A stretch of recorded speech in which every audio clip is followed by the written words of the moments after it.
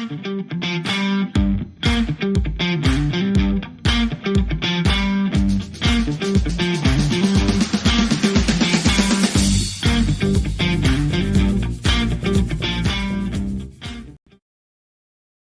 right. Hey, everyone. Welcome to another episode at the Warehouse Underground podcast series. This is episode number 19 and another special episode in our manager methods session.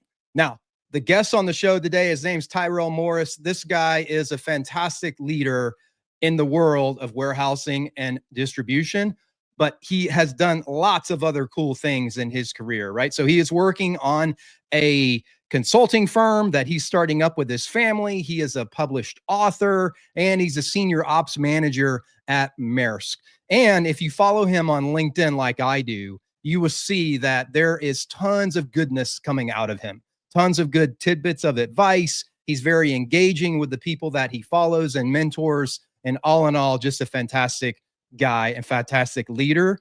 And I'm super excited about having him on the show to talk about leadership and management and all the things that he's working on. And who knows what may come out of the show today, but it's just really neat to have great folks like him on. So excited about bringing him on. I'll bring him on stage right now.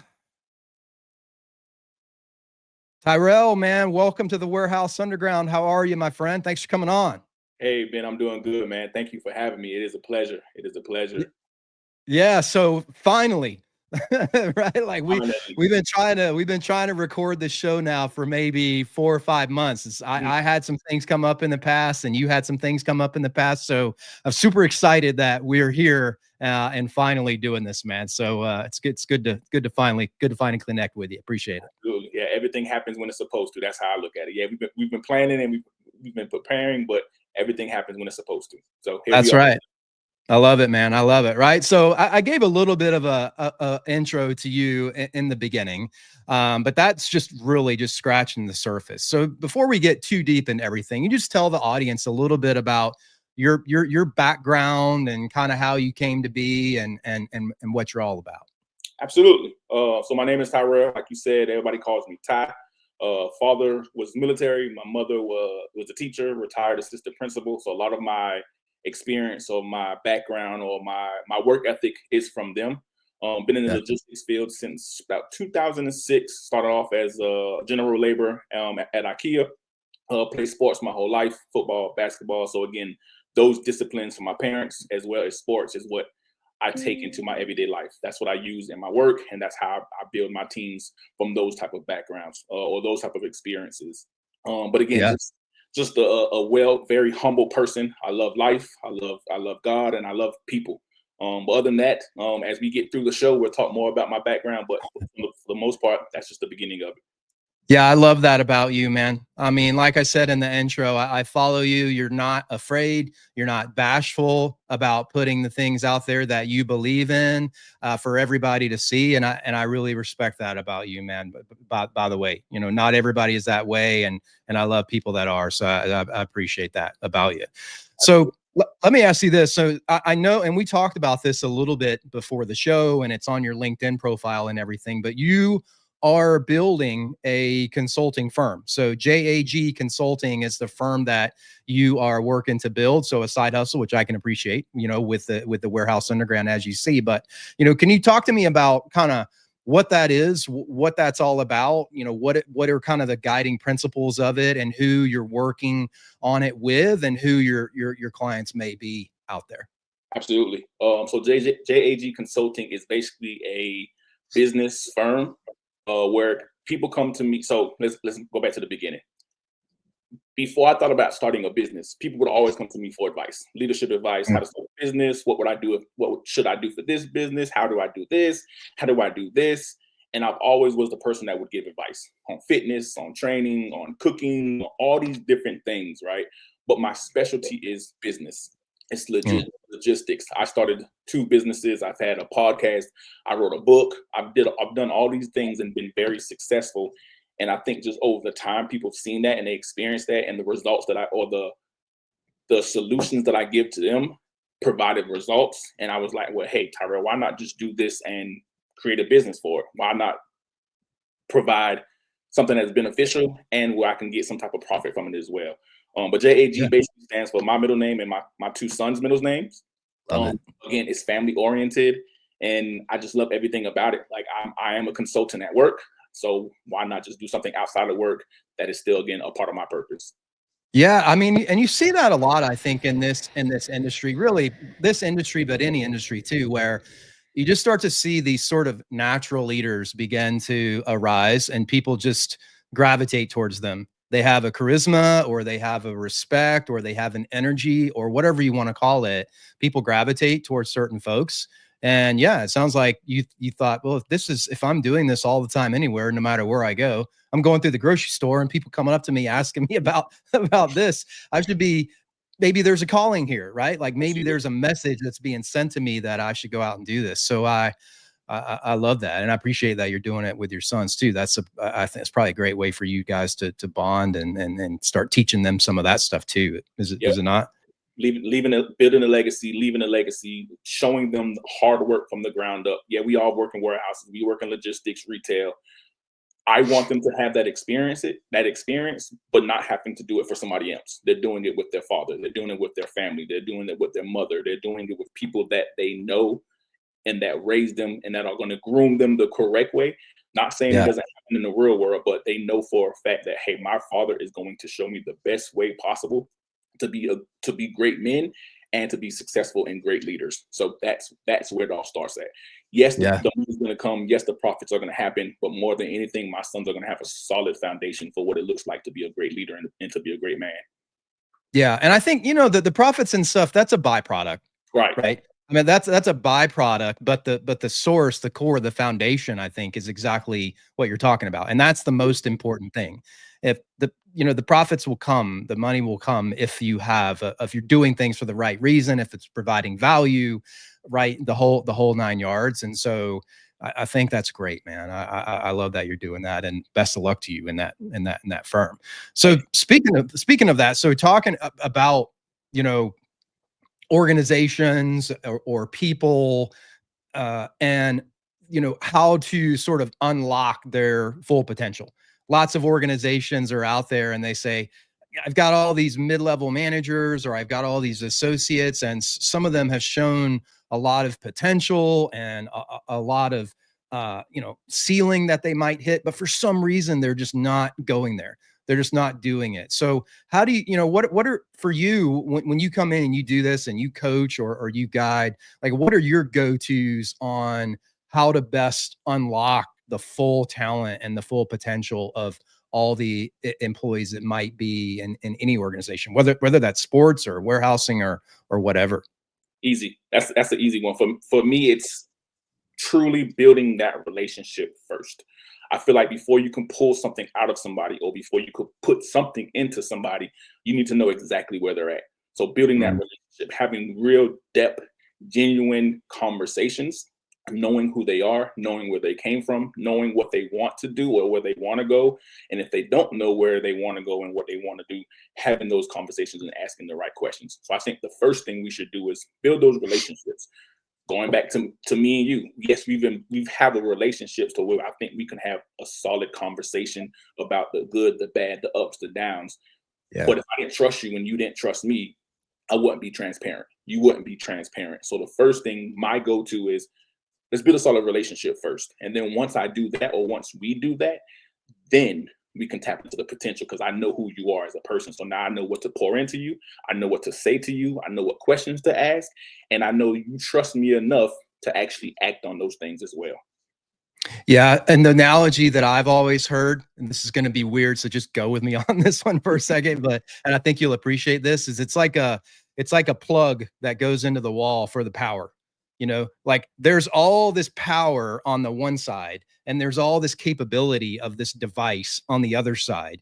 But until it plugs in the middle, there's no transfer between the two. Right. And so that plug in the middle is that trust, I think, that you were talking about. And then once that trust is developed, it's as if that plug is being perfectly curated and designed and it fits right into that outlet. And that's the trust. And once that happened, boom, now it's all open. All the power can transfer. You can do all this stuff, but that, you're right. You have to have that first. Otherwise, it could be great over here. I could be great over here, but it's never going to transfer. And that, Yep. and that Absolutely. I think is absolutely important. And the thing is, you probably appreciate this. It takes a long time to do that, depending on, like, some people it takes a short time, but other people it may take longer. But I think that's where somebody like you, that's a consultant or that's done a lot of leadership, can know, okay, I can do this very swiftly, or, oh, this is going to be much more layered with this person, right? Yep. We have to go a longer approach. So Absolutely. um, yeah, I love that. I love that.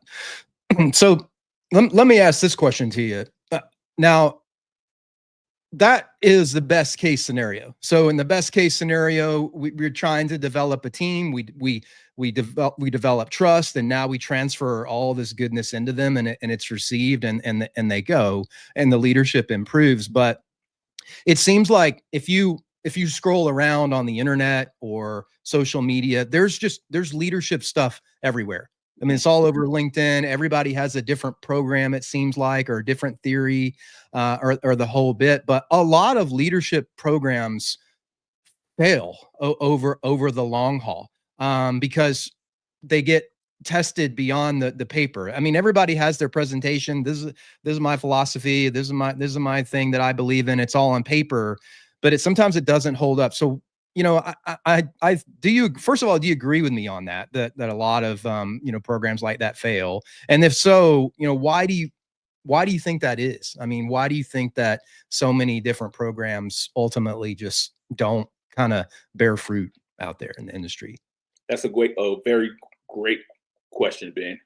One, yes, I do believe that a lot of those leadership programs fail. And the reason why is I think that those programs are built on what they want to see and not Mm, what they have already done or experienced or have created. For myself, when I create any type of leadership program, any type of training, it's something that I have done on myself first. I mm, experienced it. I went through it. I've done the from the foundation all the way to the end result. So I know it works. I've done it. I experienced it. I've been through it. I, I've I've done the ups, the downs. I had to step back. I had to self-evaluate. I had to dive deep within myself and have that awareness to say, hey, this isn't working, change it. Hey, this isn't working, change it, readjust. And then I can put that program out to others because now, hey, this is where I started. These are my results. This makes sense. It may not work for everybody else, but here goes path A, here goes path B, here goes path C, because everybody is different. I think most leadership programs are this is a one fit all, and it should work for Tyrell, it should work for Ben, it should work for Erica, and it should work for Ashley. But shoulds aren't always the case because everybody is different. So again, you yep. have to build those relationships, and then you have to build a program that you have actually went through yourself. And I think most organizations and leaders don't build a program based off of something that is proven to work from their experiences. Yeah, I love that. But you're like, hey, this isn't theory. This is not theory. Like, what I'm bringing is not theoretical. This is not coming from a book. Like, this is coming from me, first of all, and then also like years and years and years of doing this with lots of different people. And then I think maybe when you're that way, when you're coming from that place, you can pivot much faster to something that's going to be tailored and work towards the people that you're leading, that you're working on, Yep. versus, nope, this is my program. This is my thing. If it doesn't work for you, I don't know what to tell you. It worked on these people at this company, so y'all must just be different. Yep. That's insufficient. Yep. That's lazy. That's shallow. So I think for you, where you're coming from, is you're saying, hey, this is real. This is authentic. I know how to make changes, and I'm going to tailor this to meet wherever your guys are at or Yep. wherever your team is at. And I think that's a big differentiator for you out there. And I think that separates the wheat from the chaff, if you will, Spot on. Spot on. programs programs like that. So yeah, I love that, man. I agree with you. I agree with you. So shifting gears a little bit, right? So I mentioned in the intro that you work for Maersk. So you're senior ops manager there. Obviously, most everyone is familiar with the company. If you've seen, Not uh, not everybody, because sometimes when I say Maersk, they're like, "Who? What?" I'm not like the big blue star, and I'm like, "Oh, okay, now I know." Yeah, well, the they probably the seen it. big They blue just star. never, yeah, they just never thought, it just didn't compute. It just didn't go in there. So well, I know who Maersk is.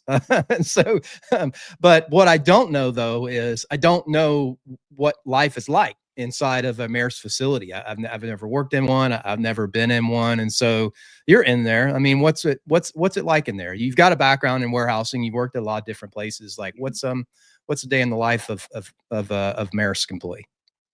It One, I gotta say, I love Maersk. I love the company. I love everything that they stand for, everything that they're trying to do, and everything they're about.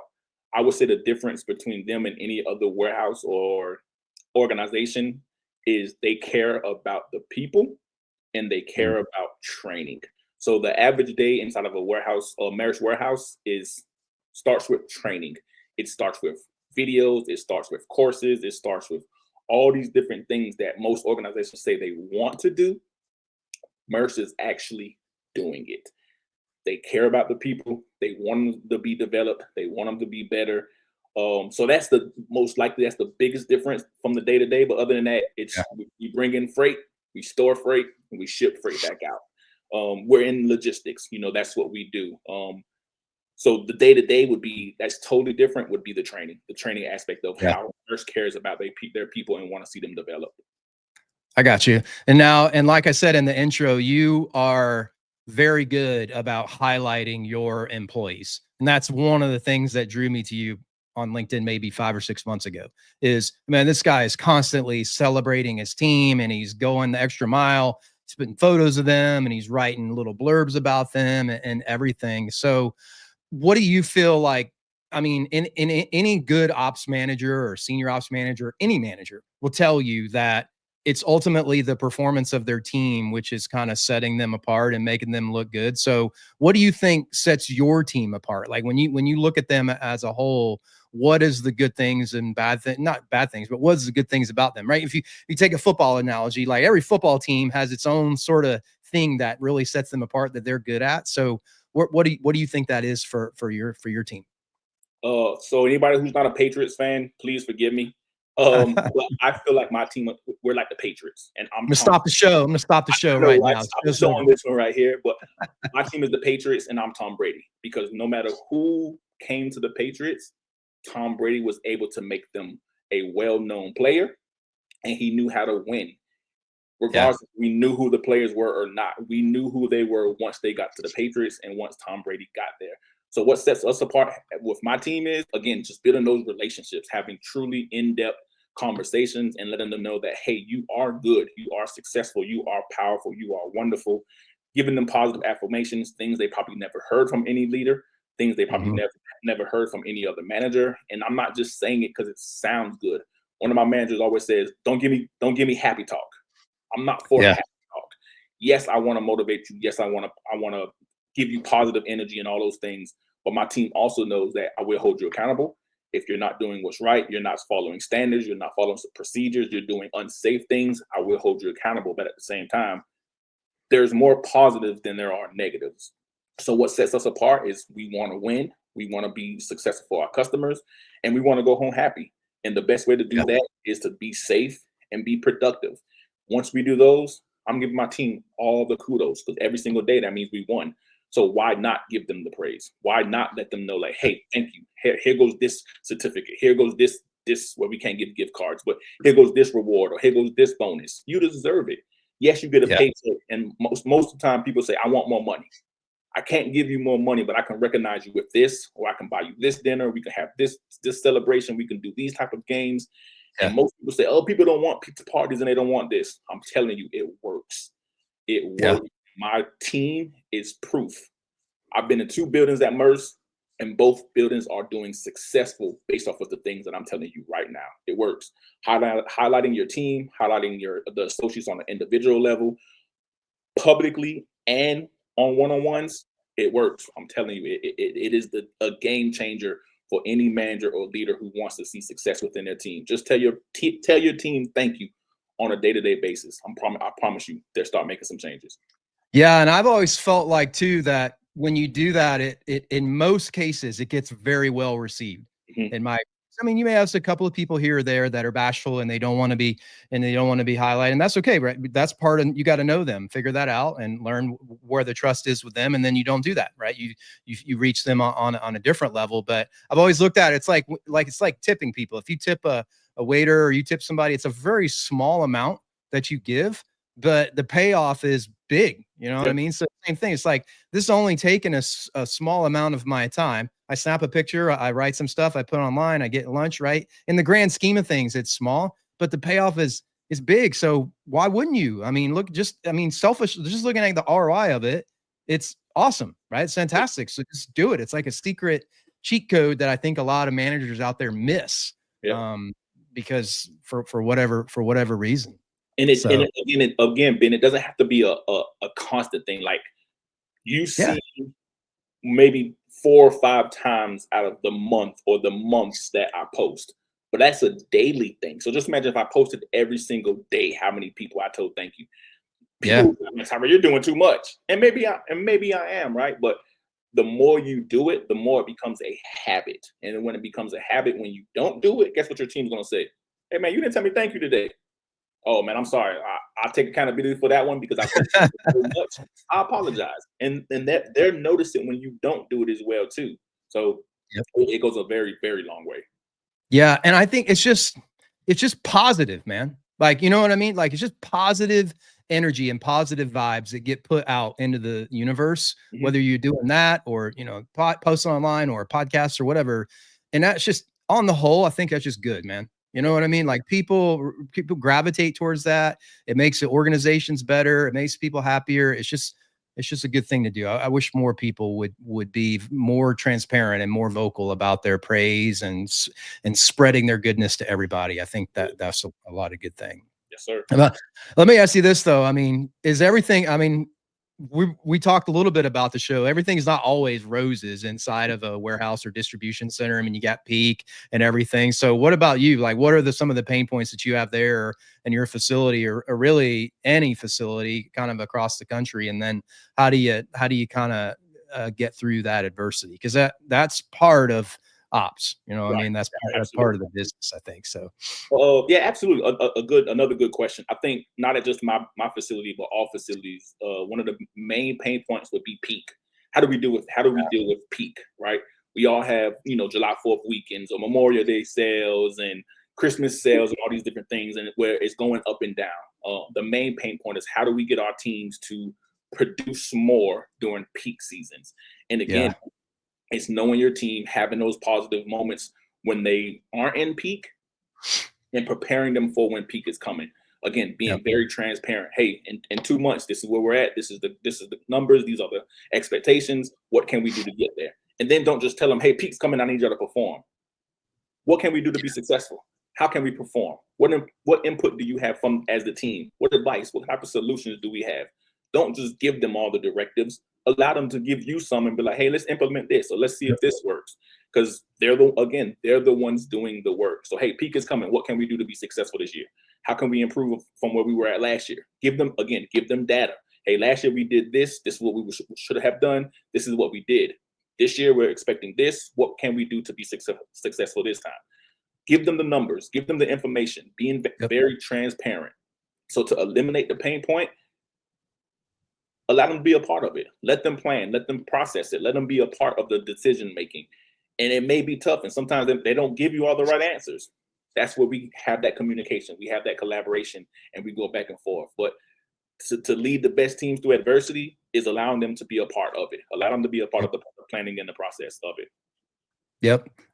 No, I love that, man. And to kind of going back to what you said, when it comes to peak, that's probably going to be harder work, right? There's going to be more tension and more hours and everything. And so it's good to have known that, hey, throughout the entire year, I built these people up. I developed trust. I engage them. They feel I'm very part of it. They feel very appreciated. So then when it comes time that you got to step on the gas extra hard, they're there for it. Yep. Right. Like they're ready. Otherwise, if you don't do that, when it comes time to put it into overdrive and extra gear, they might not be willing to do it. Yep. Then Absolutely. And that's gonna, that happened 5 months ago. It didn't happen now. It happened 5 months ago, but not everybody can connect the two together. All right, so now getting to one of my favorite parts of the show. So you are a published author. Yes, sir. You have a book. I'm bringing it up on the stage right now as we speak. There it is. Right. So you have a book. I love when people come on the show that have written a book. So this is your book. Make your next move your best move. The Dream Play booklet. So tell me about it, man. Like, what was it like writing it? What was the motivation behind it? And then what's been the kind of the reception since you published it? Absolutely. And again, thank you for this. This book is 5 years old and is still selling to this day. So it is good thing that people still see it, still recognize it, and it is transformational, as it says, transformational, dream achieving, play-by-play book. Like, this book is very inspirational, but again, if you apply it to your life, you will see changes. But this Yeah. book is about literally what it says: make your next move your best move. What do you want to do? Where do you want to go? What do you want to achieve? Who do you want to become? That's what this book is about. And how did I get to this book? So, Ben, there was a time in my life where I didn't know. I didn't know what moves I wanted to make. I didn't know where I wanted to be in my career. I had nothing figured out. I had no plan. I was just going through the motions day by day. And I was at a job that I hated, toxic leadership, toxic workplace, horrible hours. And I was just like, yeah, this isn't it. So I quit. No plan, no plan B, no nothing. I just quit the job. And that moment, after that, I hit rock bottom. I lost my job. Well, I quit my job. I lost my car. I lost my home. I was broke, sleeping in the storage unit, trying to figure it out day by day, right? So even in that moment, though, I still had a positive outlook on what I wanted to do after that. Because I was like, well, this isn't it. I hated where I was at, and I definitely hate this. So what do I do? Tyrell, make your next move your best move. Start planning, start preparing. So I started having those conversations with myself. What do I want to do? Well, I don't want to work at a toxic place, and I don't want to be homeless. What do I want my life to look like? Well, I want to make 6 figures. Well, I want to start my own business. Well, I want to have kids, and I want them to be successful. I don't want them to I don't want them to ever be homeless. So I started making my next move my best move. And I kept saying that. Tyrell, make your next move your best move. Tyrell, make your next move your best move. Tyrell, make your next move your best move. And I just started planning from that moment. While I was broke, while I was homeless, while I was living in a storage unit, while I didn't have a job, I started to plan my life. And the more I planned it and started putting it into action, I planned it, put in the steps, I planned it, I made moves, I planned it. This is how the book was published. Again, it goes back to that process for the leadership program. I went through it. I experienced it. So I know make your next move your best move is a bestseller because again, I went through it. I'm living proof. But once I got through that, once I got through everything and I got back on my feet and I started making money again, I got a job. I was like, I need to put all this stuff out. It was inside my head. It was inside of me. I kept having these thoughts. Who can benefit from this as well too? Who's experiencing the same thing that I'm experiencing, or who can I help not experience what I just experienced? I was a dream coach. I started as a dream coach for a nonprofit for young males. Most of my conversations were about my book to an extent, but it was about the things that I experienced, the things that I went through. How can you avoid this? How can you prepare and set yourself up for something totally different? So I started to journal. I started writing all these different things down, all these different thoughts, all the chapters, everything that I would put into the book. I started journaling, writing it down, and then that's how the book was born. Make your next move your best move, the Dream Play booklet. And what was it like writing it? It was fun because, like I said, it was everything that was already inside of me, everything that I was already telling myself, everything that I was telling to others prior to the book being published. Now it was just coming out of me and being put on paper. It was fun. It was exciting. I enjoyed it. I loved the cover. We went through 2 or 3 different covers. Everybody asked why the chess move? Why the chess cover? Again, make your next move your best move. If you know how to play chess, you have to strategize. You have to plan. You have to know what you're going to do. Also, plan for what your opponent is going to do. And the opponent in this point is life. You never know what life is going to throw at you, but you do know what you can do based off of it. If this happens and you weren't prepared, do this. Make this move. Make this adjustment. take a step back, reevaluate, and make a different move. But make your next move your best move. Is all about planning, strategizing, have something set in place, and you don't have to have it all figured out. We always think, well, I'm 30 years old and I have to have it all figured out. I was homeless at 28. I was homeless at 29 years old. I didn't have it all figured out. But once you start planning and knowing where you want to go, then everything makes more sense. Because if you know where you want to go, you can see if you're on track. But if you don't know where you want to go, how will you know if you're going in the right direction or not? So make your next move your best move. Is all about knowing where you want to go, knowing if you're on track, and the steps that you need to do to get there. I love it, man. And I mean, I'm so happy that I always tell people this, just put it out there in the universe for other people to benefit from, because they're there, right? They're there, but they're just not as bold as you or me. They're a little bit timid. And it's up to people like you to give that nudge, right? Like give that nudge, and then you never know what's going to take. But I always tell people this, because a lot of people will come up to me, oh, how do I get hired on at your company? And I'm a temp and everything. And I'm like, look, these things are not a foregone conclusion. You know, like where you ended up today was not a foregone conclusion. You did not know what the outcome was going to be, but you said, whatever the outcome is, it's going to be from me giving my very best. Right. So I don't know what's going to happen. You know, I may get beat up or beat down, but I'm not going to lose because I wasn't prepared or I didn't give my very best.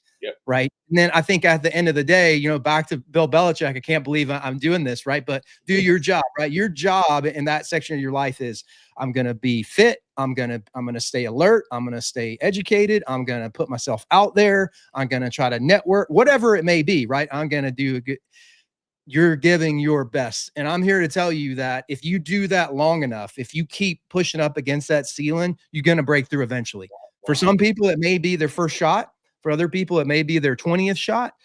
But you don't know. You don't know how thick the wall is. You know what I mean? It's like American Gladiators. Remember you watched that show when you were a kid? And they run through the thing, and then there's a guy on the other side. Sometimes there's not. Sometimes you go right through the thing, and the guy's not there. You know, you just get up and keep going. Sometimes he's there. But whatever it is, when I hit this wall, I'm hitting it with the best that I've got. There's a guy there, good. If not, good. I'm going to go through. And I think that's an important thing for people to remember, because sometimes people get frustrated with like, man, I'm doing this, but I didn't get promoted, or I didn't get. That's not really how it goes, man. You just have to like keep giving your best, and you keep ringing that phone. You do it long enough, somebody's going to answer that phone. Absolutely. I guarantee it. All right. So now you get me all, now I got to get on my stage back, and, you know, get promoting your book up here, everything, all good. So, but let me ask this question though. So, and we talked a little bit about this before the show. So you post a lot on LinkedIn. It's awesome stuff, right? Like I said, anybody who is not following you should be following you, because they're going to get, you know, maybe they don't love everything, right? Like I put some stuff out there that I'm sure people don't like, but there might be one or two pearls of wisdom that just hit with somebody. So I encourage everybody to follow you out there. But it takes a certain type of person and a certain level of energy and initiative to do that, and comfort level and confidence, whatever you want to call it. Have you always been that way? I mean, have you always been the type of person that is comfortable being out front and posting and being out there with a book, or did you kind of have to sort of turn into that person and gravitate? Because I always tell people this, like I'm sort of naturally an introverted person, but I have this website and the podcasts and everything. And so I have to kind of push myself to do this. It doesn't always come naturally to me. Where were you on that? Where do you come down on that? Ben, definitely not a natural person. Even to this day, I still have that feeling of being timid or shy, right? I'm very confident. I'm very bold. I'm very direct in my approach, because I know who I am as an individual. But even like being on videos in the past, very afraid. Yep. And I was afraid because I felt, or I was wondering what people would think about me. Now I could care less. Whatever you think about me, that's a character flaw on you. However you feel about me, or whatever you think about me, or if you point out a flaw that I have, that's a you thing. I'm not worried about that, because I know who I am. God created me this way for a reason, and I'm confident in that in this moment. But yes, before, in the past, very, very afraid, very shy. But even with that too, right, Ben? I think that there's somebody out there that needs something that I have to say, something that you That's right. say, and if I never say it because I'm afraid or because I'm shy, that one person that is waiting to hear what I have to say will never get their life changed. They'll never start. They'll never move forward because I was too afraid to put the message out there. It may not be for the masses. It may not be for the thousands. It may not be for the hundreds, but there are 10 people who are waiting for you. They're waiting for me to say what I have to say because this is my purpose. And if I don't walk into my purpose because I'm afraid of what people are going to say about how I look, how I talk, how I sound, whatever those things, those 10 people are never going to be able to reach their potential. So yes, I am shy. Yes, I may not be comfortable on camera all the time, but my purpose is bigger than that. My why is bigger than that. And what I do is bigger than that. And the message is bigger than that. So if anybody's listening or the people who are listening, walk into your purpose. Be more comfortable with that than being afraid of what if they don't like it? Well, what if they do like it? What if they like it?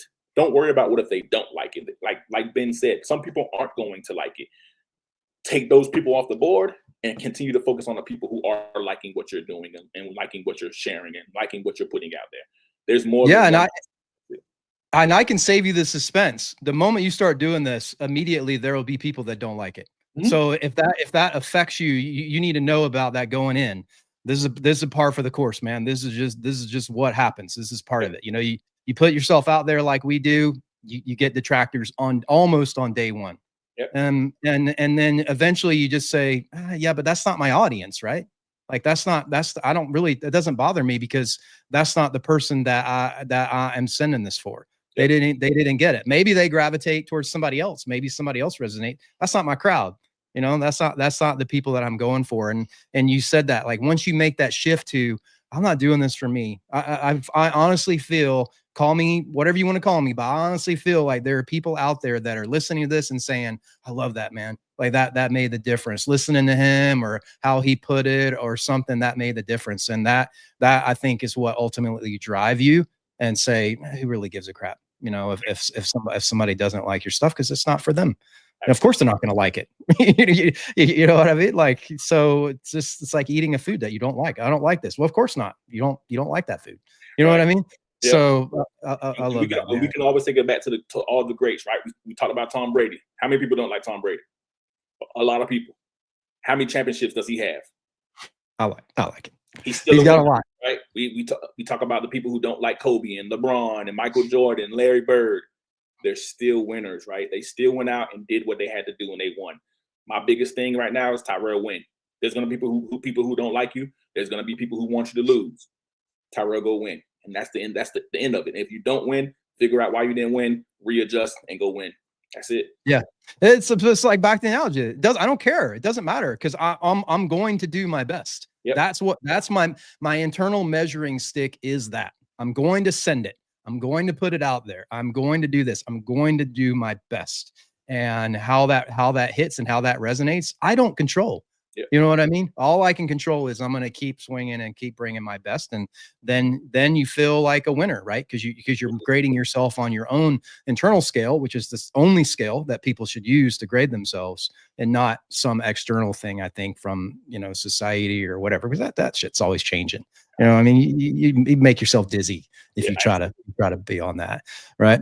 All right, my friend. So, well, where can people find out more about you? I know on LinkedIn and whenever you get your consulting firm up, let me know if you get like a website or all that. I'll post a link on the Warehouse Underground and all that. But if people want to reach out to you, can they? How do they find out more about you? Where can they go?